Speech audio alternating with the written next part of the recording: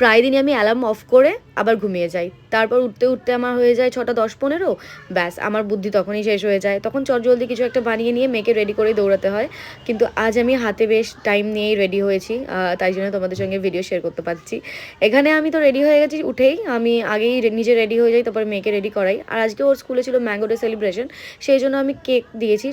ভেবেছিলাম ম্যাঙ্গো দেবো, কিন্তু আমার মেয়ে খুব মুডি। ও মুডের ওপর বেস করে আমার আবার ওকে ফ্রুটস দিতে হয়।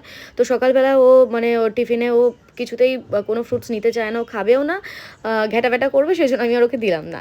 যখন থেকে মামাম স্কুলে পড়ে তখন থেকে ওকে লিকুইড খাবারই দিই। আর ও সকালবেলা ভারী কিছু খায় না। অনেক বাচ্চারা যেমন সুজি, ওটস এইসব খেয়ে যায়, কিন্তু ও একদমই নিতে পারে না ওগুলো। ওর মানে ঢোকে না, বলে আমি খেতে পারি না, আমার বমি পায়।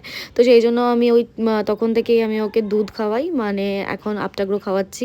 তো যাই হোক, এরকম লিকুইড কিছু দুধের মধ্যেই রাখি। আমার থেকে আমার ফোনের চিন্তা কিন্তু দেখলে তোমরা কার বেশি। ফোনটা তো একদমই গেছে। যাই হোক, তোমাদেরকে পরে দেখাবো আমার ফোনের হাল। বাই দ্য ওয়ে, বাড়ি এসে রুটি বানিয়ে আমি আর মা ব্রেকফাস্ট করলাম। আমি কলা দিয়ে রুটি দিয়ে গেলাম, আর মা এখন সব সবজি নিয়ে বসে গেছে কি কি রান্না করবো। আমার চোখের সামনে কিছু না থাকলে না আবার খাওয়া হয় না।